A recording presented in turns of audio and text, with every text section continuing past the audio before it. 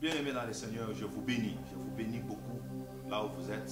C'est la suite de notre message sur le feu étranger dans les églises locales. Votre écriture de base, c'est toujours en Lévitique au chapitre 10, le premier verset jusqu'au troisième verset. Lisons une fois de plus. Les fils d'Aaron, Nadab et Abihu, prirent chacun un brasier, y mirent du feu et posèrent du parfum dessus.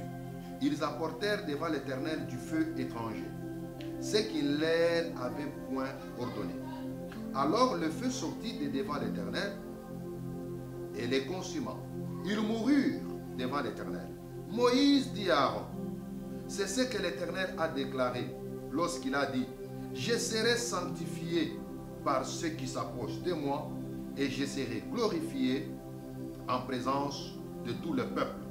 Aaron garda silence. Amen. Dieu veut que ceux qui s'approchent de lui les sanctifient. Alléluia. Nous qui s'approchons de Dieu, prédicateurs, adorateurs qu'on appelle en d'autres termes chantres, intercesseurs, protocoles, mes chers frères et sœurs, nous qui s'approchons de Dieu, nous devons les sanctifier. Mais lorsque nous apportons le feu étranger, des pratiques, des rites, des cérémonies, des comportements, des enseignements qui ne sont pas bibliques, nous ne sanctifions pas Dieu. Par conséquent, le feu qui descend du ciel va nous consumer. Et quand on parle du feu qui descend du ciel, c'est le jugement de Dieu. C'est pour dire, si nous n'honorons pas Dieu, nous sacrificateurs, aujourd'hui, nous serons face au jugement de Dieu. Le feu étranger dans les églises. Il y a encore un autre élément qui révèle le feu étranger dans les églises d'aujourd'hui. Ce sont des pratiques. Je peux même parler des pratiques qui sont floues. Des pratiques anti-bibliques que nous constatons aujourd'hui dans les églises. Vous allez remarquer que dans certaines églises, on est en train de parler aujourd'hui de l'onction du cimetière. L'onction du cimetière. C'est un message qui a commencé précisément aux États-Unis. Alors, les tenants de cet enseignement, de cette doctrine, qu'est-ce qu'ils disent? Ils disent que les os des gens qui ont apporté les réveils ont encore de l'onction. Par conséquent, qu'est-ce qu'il faut faire? Il faut aller dormir sur leur tombe ou entrer en contact même avec un de ces os pour avoir de l'onction. Ils sont à la recherche des hommes qui ont apporté les réveils dans le monde. Ils dorment sur leur tombe, ils font des prières sur leur tombe sous prétexte de recevoir aussi l'onction pour opérer les miracles et pour faire des prodiges. Alléluia. Mes chers frères et sœurs, souvenez-vous qu'après la mort du prophète Élisée, on a même enterré. Certaines personnes venaient avec leurs morts pour enterrer aussi. Et quand ils sont arrivés là, au cimetière, un groupe de soldats est venu pour les attaquer. Par peur, ils ont pris leurs cadavres, ils ont laissé tomber. Ils l'ont laissé tomber. Et heureusement, ou malheureusement, je ne sais pas, ce cadavre-là, en tombant, il est allé toucher les os de Moïse et d'Élisée. Automatiquement, le monsieur a ressuscité. C'est par là que les gens qui défendent l'onction des cimetières, ils disent que quand un ouin meurt, il meurt avec son onction. Et si vous pouvez entrer en contact avec soit ses os ou quelque chose de son corps qui lui appartenait, vous allez aussi recevoir l'onction là. Ça, c'est une très fausse doctrine. Ils sont même prêts à affirmer que la victoire d'Israël dans le désert était due aux os de Joseph. Parce que Joseph avait dit à ses frères que lorsque Dieu vous visitera, ne laissez pas mes os en Égypte. Prenez mes os, amenez-les dans la terre promise. Alors ils disent que la victoire d'Israël dans le désert était due aux os. Et ça c'est grave, mes chers frères et sœurs. C'est grave. Ils ont même oublié la colonne de feu. Où est-ce qu'ils placent la colonne de feu? Où est-ce qu'ils ont placé la prière de Moïse à la montagne lorsqu'il s'est retrouvé devant il s'est retrouvé devant ses ennemis? Où est-ce qu'ils placent les combats de Josué au front? Où est-ce qu'ils placent l'arche? Parce qu'à chaque fois qu'Israël voulait s'élever, Moïse devait parler, il devait prier, il devait dire, lève-toi ô Éternel, marche devant ton peuple. Alléluia. Mais ils ont oublié tout ça. Pour eux, ce sont les os de Joseph qui donnaient la victoire aux enfants d'Israël. Faux et archi-faux. L'onction, mes chers frères et sœurs, ne vient pas des cimetières, mais l'onction vient de Dieu. Alléluia. L'onction vient du Seigneur. N'oubliez pas que en 2 Rois, au chapitre 18, le verset 4, la Bible est en train de nous parler de ces morceaux d'airain, du serpent d'airain que Moïse avait élevé dans le désert. Et ces serpents, quand on regardait ces serpents, les enfants d'Israël, après avoir été mordus par les serpents dans le désert, ne devaient pas mourir. Mais Moïse était déjà mort. Mais les enfants d'Israël ont gardé ces serpents d'airain. Ils ont gardé ça. Ils ont commencé même à vénérer ces serpents. Ils donnaient même des sacrifices à ces serpents. Jusqu'à tel point que le roi Ézéchias est venu. Lorsque le roi Ézéchias vient, il dit, mais non! Ce n'était pas les serpents d'airain qui guérissaient, mais c'était plutôt Dieu qui guérissait au travers du serpent d'airain. Il a détruit le serpent d'airain. Il a détruit ça. Il a brûlé ça. Il a appelé ça néoshtan, c'est-à-dire morceau d'airain. C'est la même chose aussi avec les hommes de Dieu. Dieu, quand il utilise son serviteur, les miracles ne viennent pas du serviteur. C'est Dieu qui opère les miracles au travers du serviteur. Mais il ne faut pas commencer à vénérer les serviteurs. Ce n'est qu'un néoshtan, un morceau d'airain, un instrument que Dieu s'est choisi. Mais aujourd'hui, mes chers frères et sœurs, on est en train de chercher les os des gens qui ont apporté les réveils dans les morts. Et ça, ce n'est pas différent avec la nécromancie. Les gens sont en train d'invoquer les morts. Alors qu'en Deutéronome 18, Dieu est contre ça. Nous ne devons pas invoquer les morts. Les morts sont morts. Ils ne sont pas vivants, ils sont morts. Ils ne sont plus sur la terre des hommes. Pour les saints, ils sont dans les repos, dans le paradis de Dieu. On ne doit pas aller dans les cimetières pour aller chercher l'onction. L'onction ne se trouve pas dans les cimetières, mais l'onction se trouve dans la parole de Dieu. L'onction se trouve dans la sanctification. L'onction se trouve dans la sainteté. L'onction se trouve dans une vie intense de la prière.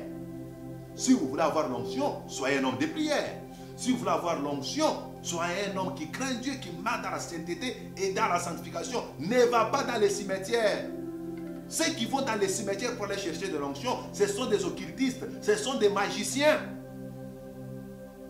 Et dans notre temps, mes chers frères et sœurs, ils sont très nombreux. Ça, ce sont des pratiques diaboliques. Il y a d'autres pratiques, mes chers frères et sœurs, concernant les prières. Vous allez constater qu'aujourd'hui, certaines prient avec des fouets. Ils prennent le fouet, des pierres, des marteaux, et pour fouetter Satan, pour fouetter les démons. Écoutez-moi, les démons n'ont pas peur de nos fouets. Les démons n'ont pas peur des pierres. J'ai déjà été invité dans une église, ça fait quelques années, mais j'ai été scandalisé. J'arrive là-bas au moment de la prière, qu'ils appellent la prière de combat. Parce que la prière de combat n'existe pas. Ce qui existe, c'est exercer notre autorité sur les démons. Vous comprenez? L'exercice de l'autorité. Parce que la prière veut dire demander. Maintenant, vous allez demander quoi? Vous demandez le combat ou bien vous demandez les démons? Les démons ne les demandent pas. On les chasse au nom de Jésus et ils vont partir. Mais mes chers frères et sœurs, arrivés à ce temps-là des prières, qu'ils appellent prières de combat, ils ont récupéré les pierres. J'ai vu d'autres faire sortir des fouets et commencer à fouetter Satan. Satan, je te fouette. Démons, je vous fouette. Les démons n'auront pas peur de nos fouets. Mais lorsque tu vis dans la sainteté, tu es un homme de prière et de jeûne, il n'y a aucun démon qui va te résister. Alléluia. Aucun démon ne peut te résister. Mais aujourd'hui, on fouette les démons dans les églises. On fouette les démons dans des campagnes d'évangélisation. Ça, c'est le feu étranger qui s'est introduit au milieu de nous. Lorsque les réveils commençaient, même dans notre pays, la République démocratique du Congo, à l'époque, Zaïre, il n'y avait pas toutes ces choses que nous constatons aujourd'hui. Il n'y en avait pas. Mais il y avait des miracles qui s'opéraient. Il y avait des prodiges qui s'opéraient. Mais aujourd'hui, au-dessus de la prière, on a ajouté même des fouets. Mais il n'y a toujours rien. Pourquoi? Parce qu'on a laissé l'essentiel. On a laissé Dieu de côté. Mes chers frères et sœurs, revenons à Dieu. L'église, c'est une puissance qui doit secouer cette heure. L'église, c'est une puissance qui doit secouer ce monde. Mais aujourd'hui, l'église est devenue très faible. Pourquoi? Parce que l'essentiel a été rejeté. Un autre fait étranger dans nos églises, c'est l'utilisation abusive de l'onction d'huile. D'ailleurs, ceux qui les utilisent, ils appellent ça l'huile d'onction. On en parlera un jour. Dans la nouvelle alliance, il n'y a pas d'huile d'onction. Vous comprenez? Parce que l'huile d'onction, c'est le Saint-Esprit lui-même. Vous comprenez? En Luc chapitre 18, plutôt chapitre 4, le verset 18, Jésus a dit quoi? L'Esprit du Seigneur est sur moi. Il m'a oint. C'est le Saint-Esprit qui nous oint. L'huile d'onction, c'est le Saint-Esprit aujourd'hui. D'ailleurs, ceux qui utilisent l'huile d'olive, ils appellent ça huile d'onction. Vous savez que Dieu avait même interdit aux enfants d'Israël, aux sacrificateurs, de fabriquer l'huile d'onction. Dieu les avait strictement interdit de fabriquer l'huile d'onction. Mais aujourd'hui, quelqu'un a le courage, il utilise l'huile des Indiens qu'on voit au marché ici, l'huile d'olive. Il appelle ça l'huile d'onction. Allez-y même dans les applications. Ils prennent cette huile-là pour les appliquer, s'il vous plaît, sur les parties intimes des femmes. Mes chères mamans, mes chères sœurs, pourquoi tu peux prendre ton corps et d'aller l'exposer à un charlatan? Ces gens-là, ce ne sont pas des prophètes, ce sont des charlatans qui sont parmi nous. Ce sont des charlatans qui sont parmi nous. Ils prennent cette huile-là d'olive, ils les appliquent sur les parties intimes des femmes pour chercher le mariage, pour chercher la maternité. Ah, mes chers frères et sœurs, qui est cet apôtre qui l'a fait ainsi? Même l'onction d'huile en Jacques n'était pas utilisée pour des choses comme ça, pour de telles pratiques. L'onction de Jacques était utilisée pour les malades. Maintenant, aujourd'hui, mes chers frères et sœurs, c'est honteux. Une femme qui cherche à dominer son mari, on lui dit, prends l'huile d'olive, mets dans la nourriture. Le mari va commencer à se soumettre à toi. C'est quoi ça que nous trouvons aujourd'hui dans les églises? Ça, c'est le feu étranger. C'est le feu étranger. Mais regardez encore un autre problème dans nos églises d'aujourd'hui. C'est l'invocation des anges ou les cultes des anges. Ici, je veux qu'on puisse un peu lire parce que c'est très, très, très important. Lisons en Colossiens au chapitre 2, le verset 18. Il est écrit que personne sous une apparence d'humilité et par un culte des anges ne vous ravisse à son gré les prix de la course, Tandis qu'il s'abandonne à ses visions, il est enflé d'un vain orgueil par ses pensées charnelles. Amen. Par un culte de quoi? Des anges. Aujourd'hui dans les églises, il y a les cultes des anges. Quand on parle des cultes, c'est l'hommage rendu à une divinité. Mais ici, l'hommage est rendu aux anges. On commence à invoquer même les anges dans les églises. C'est pourquoi vous entendez des langages tels que mon ange. Le pasteur te dira mon ange est là-bas, mon ange est là-bas, il est là, il est là. Non, c'est quoi ça? C'est quoi ça? Dans l'église, c'est lui qu'on doit invoquer, c'est Jésus. On n'invoque pas un ange. On n'adore pas un ange. Mais aujourd'hui, imaginez, il y a même des hommes de Dieu qui ont le courage d'envoyer même les anges. Imaginez. Il envoie un ange. Michael, allez, va là-bas, va me faire ceci. Un homme ne peut pas donner des ordres aux anges. En Hébreux chapitre 1, le verset 14, la Bible dit que les anges sont des esprits. Ça, c'est la première des choses. Les anges sont des esprits au service de Dieu pour exercer un ministère à ceux qui doivent hériter le salut. Ça, c'est très important. C'est une écriture clé pour la compréhension du ministère des anges. Je crois au ministère des anges. Les anges sont d'abord des esprits. Deuxièmement, ils sont au service de Dieu et non au service d'un homme. Un homme de Dieu, puissant qu'il soit, ne peut pas donner des ordres aux anges. Et les anges sont au service de ceux qui doivent hériter le salut. Les anges, Dieu les met à notre service. Car je crois aussi que les anges nous délivrent. Par exemple, Daniel, il était dans la fosse aux lions. Les lions ne pouvaient pas les manger parce qu'un ange de Dieu est descendu et a fermé la gueule des lions. Pierre était arrêté dans la prison. Un ange est descendu, il l'a délivré. Jésus lui-même, lorsqu'il a jeûné pendant 40 jours et 40 nuits, à la fin de sa prière, la Bible dit, les anges sont venus les servir. Donc, les anges existent réellement. Dieu les utilise pour le salut des croyants. Ils exercent un ministère à notre côté.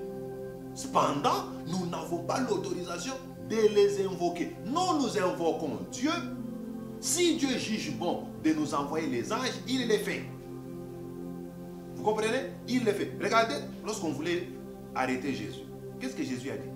Jésus n'a pas dit, ange, faites ceci. Non, Jésus a dit, quand Pierre voulait les défendre, il a dit, je suis capable de demander à mon Père qu'il m'envoie une légion d'anges et il le fera. Vous comprenez? Même Jésus sur la terre en tant qu'homme, il a respecté cette procédure. Il sait qu'il n'y a que Dieu qui peut donner, qui peut lui envoyer une légion d'anges pour le secours. Mais toi, avec quel courage tu peux commencer à invoquer les anges, à les envoyer même. Et aujourd'hui, il y a même des anges qui ne sont pas dans la Bible. Je sais que les anges sont très nombreux. Mais toi qui parles de Raphaël, où est-ce que tu as eu ça dans la Bible? Je crois que les anges, Dieu peut les utiliser pour la guérison de son peuple, pour la délivrance de son peuple. Mais dans la Bible, on nous a révélé juste quelques catégories d'anges. On nous parle de séraphins, de chérubins, Gabriel, Michael, ainsi de suite. Mais on ne nous a pas révélé Ariel. Non, on ne nous a pas parlé de ça. Eliel, il n'y en a pas. Ange, non. Respectons la Bible. Aujourd'hui, cette doctrine des anges est en train de poser beaucoup de problèmes dans les églises. C'est un feu étranger. C'est un feu étranger. Tu vois quelqu'un, le pasteur, en plein service, il dit, ange, amenez-moi tel, amenez-moi ce monsieur. Et vous voyez, on est en train de tirer les messieurs par derrière jusqu'au pied du pasteur. C'est quoi ça? Mes chers frères et sœurs, le feu étranger est dans les sanctuaires. Ayons le courage d'en parler. N'ayons pas peur. Servons le Seigneur avec honnêteté. C'est terrible aujourd'hui. C'est terrible aujourd'hui, le culte des anges. On est tenté de chanter les anges, on les adore. Même Jean dans l'Apocalypse, lorsqu'il a vu, l'ange l'a fait voir toutes ces visions. Il voulait se prosterner. Mais l'ange lui dit, non, ne le fais pas. Adore Dieu. Moi, je ne suis qu'un compagnon de service. Les anges, ce sont nos compagnons de service. Dieu les envoie pour qu'ils travaillent avec nous ensemble. Mais nous ne devons pas les donner des ordres. Nous ne devons pas les invoquer, nous ne devons pas les adorer, ni les rendre hommage. Mais l'hommage doit être rendu à Jésus et à Jésus-Christ seul. Alléluia. Un autre feu étranger, mes chers frères et sœurs, dans les églises d'aujourd'hui, c'est dans la musique. Mes chers adorateurs chrétiens, écoutez-moi. Il y a un problème aujourd'hui dans notre musique. Je crois à la musique sacrée. Je crois à la musique dans la Bible. Parce que en Psaume, chapitre 150, commençons même par le premier verset. Lisons. Louez l'Éternel. Louez Dieu dans son sanctuaire. Louez-le dans l'étendue où éclate sa puissance. Louez-le par ses hauts faits. Louez-le selon l'immensité de sa grandeur.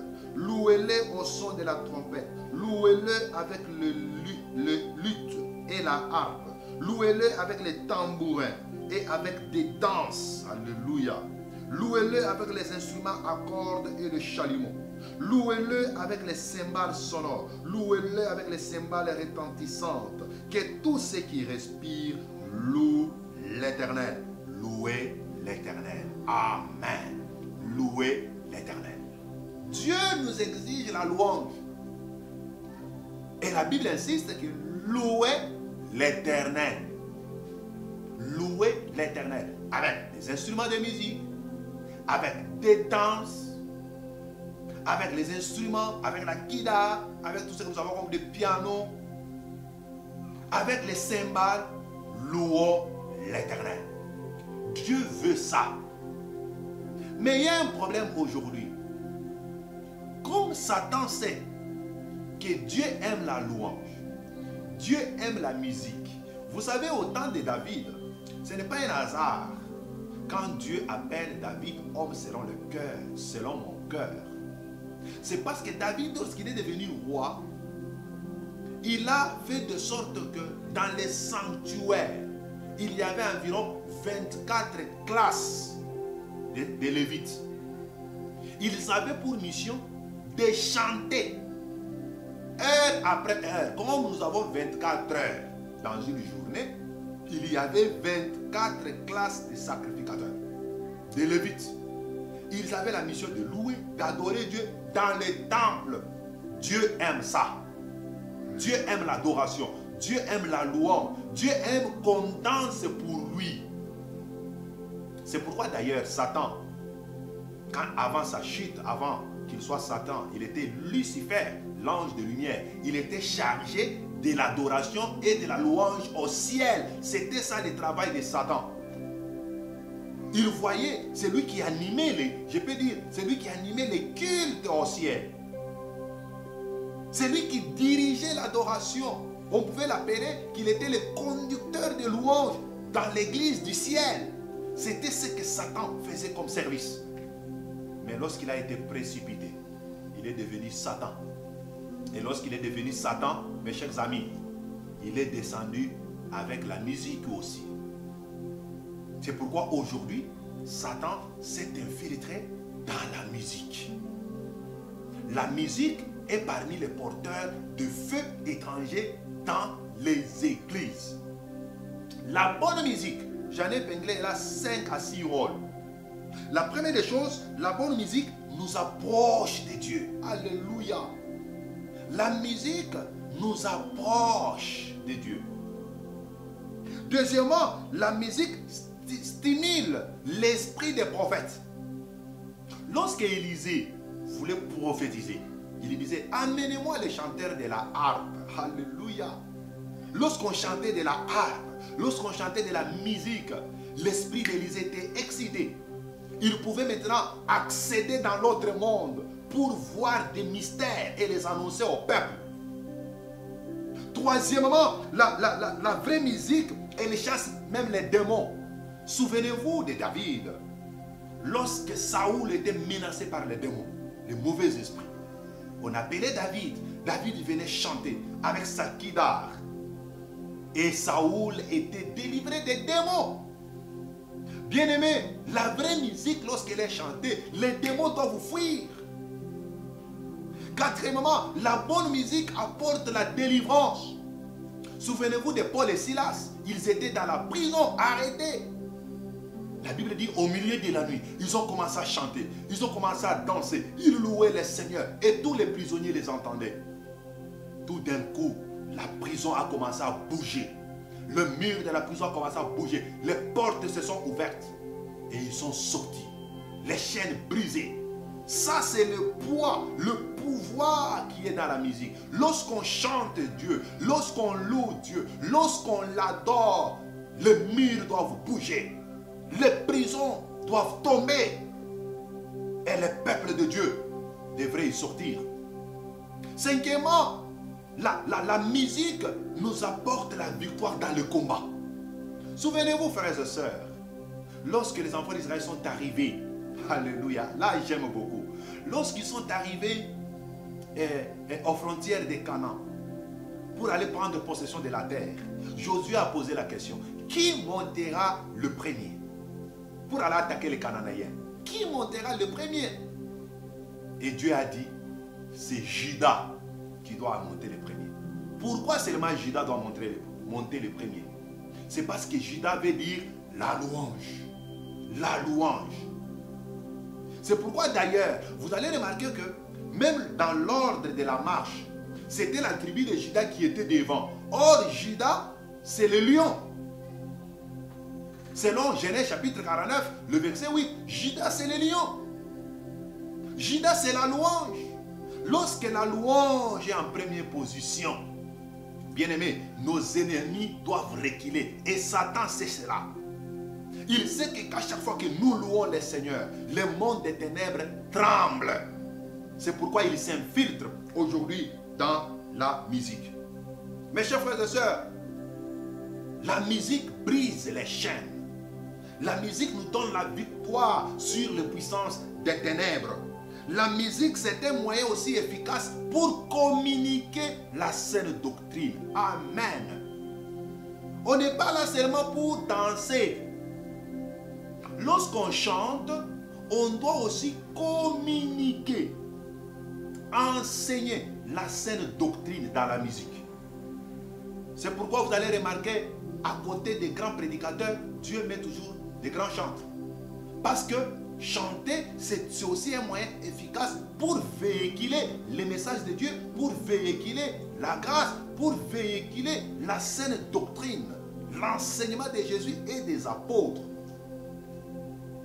Mes chers chantres, chantez la parole de Dieu. Mais le feu étranger dans la musique, c'est quoi? Au lieu de chanter Jésus, au lieu de chanter la parole de Dieu, on commence à chanter les hommes. C'est ça le problème. Psaume 119, le verset 172. Qu'est-ce que la Bible dit? Lisons là-bas. Que ma langue chante ta parole. Car tous les commandements sont justes. Que ma langue chante ta parole. Ça, c'est le chantre par excellence qui nous parle. Le vrai adorateur.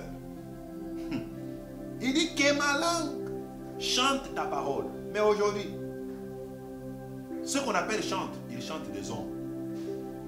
Ils ne sont pas différents avec les chantres du monde. Et puis quand ils chantent un homme, après il va aller le suivre. Il dit, papa, mon frère, je t'ai chanté, alors tu dois me donner quelque chose. Vous voyez un peu ça? Ça, c'est le feu étranger. Il y a des chantres qui chantent leur pasteur dans les champs. Mon frère chantre. Tu n'es pas seulement chantre, mais tu es un adorateur. Tu dois savoir que chanter, c'est rendre culte à Dieu. Ne chante pas un homme. Ne chante même pas ton pasteur. Ne chante pas ton pasteur. Tu es chantre de Dieu. Tu es chantre de la parole. David dit, ma langue chante ta parole, car tes commandements sont justes. Mais aujourd'hui, le fait étranger dans la musique, on commence à chanter les hommes. Deuxième point dans la musique, ce sont des danses. Des danses, je vais appeler ça des danses impures. Des danses impures que nous constatons aujourd'hui. Des danses sans pudeur. Sans pudeur. Aujourd'hui, c'est tolérable. Et la raison qu'il donne, c'est que la danse vient du ciel. La danse vient du ciel. Est-ce que ta manière de danser honore-t-elle Dieu? Ou bien tu danses seulement pour plaire à ta chair? Regardez même les calligraphies dans les églises. C'est grave. C'est vrai qu'il n'y a pas de calligraphie sainte, je ne sais pas comment. Mais même notre manière de danser, même les gestes, la pudeur doit être là. Mais aujourd'hui, c'est grave. C'est grave dans les églises. C'est le feu étranger. Nous sommes des adorateurs. Dieu a besoin des adorateurs. Dieu n'a pas besoin de musiciens. Mon frère, tu n'es pas musicien. Tu es adorateur. Ton style, ta manière de chanter doit honorer Dieu. Regardez aujourd'hui. C'est vrai que c'est difficile aujourd'hui de dire ce style est chrétien, tel style est païen et profane, ainsi de suite. Mais mes chers frères et sœurs, dans tout cela, développons l'esprit de discernement. Parce qu'aujourd'hui, quand j'observe le monde musical chrétien, je constate que beaucoup de choses du monde, ça se passe là-bas. Et nous devons avoir le courage de le dire. Regardez même comment s'habillent les chantres chrétiens. Ça, c'est un habillement indécent. Mais ils chantent quand même. Pourquoi? Dieu voit le cœur, Dieu ne voit pas le corps. C'est faux. Dieu voit et le cœur et le corps. C'est pourquoi quand on parle d'être lavé, on ne lave pas le cœur, on lave aussi le corps. Le corps doit être sanctifié. Tu oublies que ce qui se fait voir, c'est ce qui est à l'intérieur. L'extérieur révèle ce qui est à l'intérieur. Tu ne me dirais pas que ton cœur est propre pendant que ton physique est sale et impur. La musique aujourd'hui, même des musiques qu'on chantait quand on était encore dans le monde, nous commençons à les chanter aujourd'hui. Au nom qu'il n'y a pas de style chrétien et de style païen. Mais ce que moi je peux vous dire, mes chers frères et sœurs, nous devons chanter, nous devons danser avec pudeur et modestie. Toute danse qui valorise la chair et non Dieu. N'oubliez pas qu'il y a aussi la danse des Moabites. Hein. Avant que les filles de Moab séduisent les enfants d'Israël et les amènent à l'adoration du Dieu Baal. Mes chers frères et sœurs, ces filles-là sont venues d'abord avec la musique. Elles ont commencé à danser. Parce que dans les festivals païens, il y avait des danses. C'est comme ça que les enfants d'Israël, quand ils ont vu les danses des Moabites, ils ont dit même chez nous en Israël, hein, il n'y a jamais une danse comme ça. Lorsqu'ils se sont laissés par cette danse séduisante, c'est comme ça qu'ils se sont retrouvés en train d'adorer le Dieu Baal. N'oubliez pas aussi que la fille d'Hérodias, c'est par la danse qu'elle a pu conquérir le cœur de son père pour demander sur le plat la tête de Jean-Baptiste. Il y a des danses qui réclament la tête de Jean-Baptiste. Il y a les danses qui réclament la tête des saints. Et aujourd'hui, les danses qui se font dans les églises, la plupart sont des danses diaboliques. La plupart, ce sont les danses de ce monde, des danses séduisantes. Et on doit nous faire taire parce qu'il n'y a pas de danse de Dieu et de danse du diable. Et ils nous disent, et vous savez que David avait dansé comment? Je ne t'interdis pas de danser. Mais pour moi, si un pas de danse a déjà fait des fureurs dans le monde, ne l'amenez pas dans l'église. Même un style qui a déjà fait d'ampleur, qui a pris d'ampleur dans le monde, ne l'amenez pas dans l'église. L'église est sacrée. Ayons quand même en nous l'essence du sacré pour l'église. Mais aujourd'hui, l'église est abandonnée à son triste sort.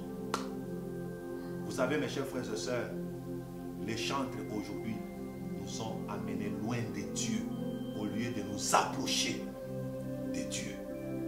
C'est le feu étranger. Et cette parole, c'est l'eau pure pour éteindre le feu. J'aimerais que les hommes de Dieu marchent avec le fût d'eau pure pour éteindre ces feux étrangers qui sont dans les églises d'aujourd'hui. Les véritables hommes de Dieu sont des véritables pompiers. Nous devons pomper l'eau pour éteindre le feu étranger qu'on a allumé dans nos églises. Je prie que le Seigneur nous remplisse encore de son onction et de sa puissance pour que nous puissions parler sans peur. Parce que si les fondements sont renversés, que feront les justes si les fondements sont renversés? Mes chers frères et sœurs, je vous aime beaucoup et je veux que le feu étranger soit éteint dans nos églises. Écoutez encore ces messages davantage. Partagez-le avec les autres. Et si tu n'es pas encore abonné à notre chaîne pour nous encourager, veuillez encore les faire. Pour aujourd'hui, que le Seigneur vous bénisse. Qu'il vous bénisse abondamment et qu'il résolve tout ce que vous avez comme problème dans votre vie. Nous allons continuer prochainement avec ce même message sur le feu étranger dans les églises locales. Mais pour aujourd'hui, que la paix du Seigneur soit avec vous. Amen.